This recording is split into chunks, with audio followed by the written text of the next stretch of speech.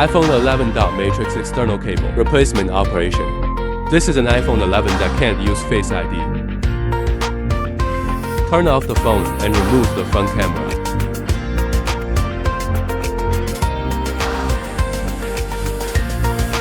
Take out the Lubin L3 repair instrument. Plug in. Matrix activation expansion board will automatically jump to the relevant page. Attach the front camera to the expansion board.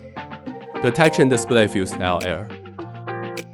It can only be activated in the fused state. Activation successful.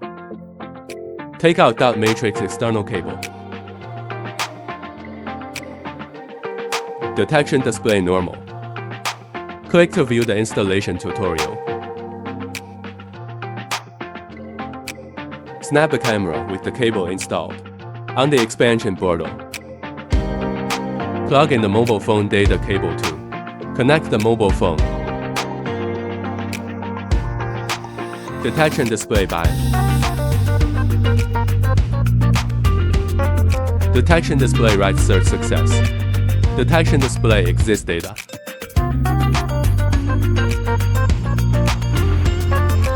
Install the front camera back on the phone.